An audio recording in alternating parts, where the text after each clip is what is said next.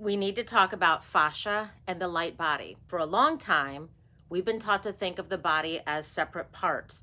We have muscles, we have bones, we have organs, we have these separate systems doing separate jobs. But now we know that there's another system in the body, one that connects everything, one that communicates, senses, remembers, and responds, and it's called fascia. And although fascia has always been in the body, science has only really begun paying attention to it within the last few decades. We are truly pioneers in the field of fascia. So what is fascia? Fascia is a continuous web of connective tissue that runs through the entire body. It surrounds muscles, organs, nerves, and bones. But more than that, it connects them. There is no place in the body where fascia is not. For a long time, fascia was thought of as just packaging in the body, something that would be cut away so that the doctors could get to the important structures in the body. But now we know that fascia is sensory, communicative, responsive, alive. It transmits tension, information, and sensation throughout the entire body. In other words, it's not passive, it's very much active, and it's participating in our well-being.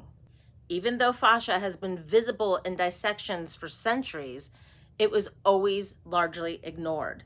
But in the 1940s, that began to change. A woman named Ida Rolf observed that changing fascia changed posture, movement, and even emotional states. In the 1990s, research began showing that fascia is richly innervated, meaning it senses and it communicates. In 2007, the Fascia Research Society was formed, and fascia began to be understood as this whole body system, not just tissue. So while fascia has always been there, our understanding of it as a system is less than 30 years old. So that's incredibly recent. One of the important things science is now acknowledging is that fascia just doesn't hold structure, it holds experience. Fascia responds to stress, trauma, repetition, emotions. So for example, when the nervous system goes into protection mode, fascia adapts, it tightens, it stabilizes, it braces. And this is body intelligent, prepping for the impact of threat. But over time, if we stay in environments that feel threatening, mainstream news outlets infiltrating our consciousness, those patterns are held in the fascia and we get stuck. We are literally holding the pattern behavior through our body. And we experience this as tightness, stuckness, pain, disconnection. It could feel like a part of you is being held in the past. And that's because fascia is one of the places where unprocessed experience lives in the body, keeping us looping in old stories and pattern behavior. As a yogi, here's what I find interesting. In yogic traditions, there's a concept of the light body, a subtle system of communication, flow, and intelligence that's moving through the body. Now, the yogis didn't describe this system anatomically, they described it experientially. They spoke of flow and blockages, knots and clearings, channels and coherence, energy moving through the whole system.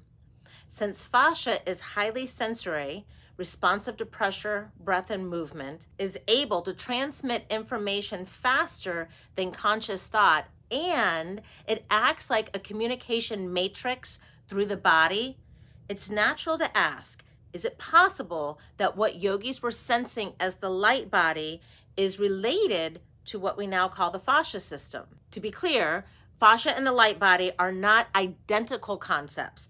Fascia belongs to the physical anatomy.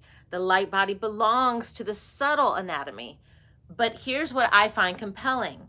Both are continuous, communicative, responsive, multidimensional, affected by breath, movement, and awareness. So perhaps fascia is not the light body, but rather a physical interface through which the light body is felt and expressed. Or perhaps the light body is multifaceted and fascia is one layer of how intelligence, information, and coherence move through us. Either way, The structure is strikingly parallel.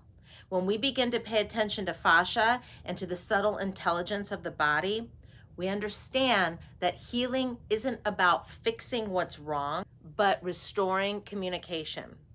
When fascia softens, information flows. When information flows, we're no longer held by the past. We become presently informed, and that allows us to shape our futures consciously. Whether fascia, the light body, or subtle anatomy, the message is the same.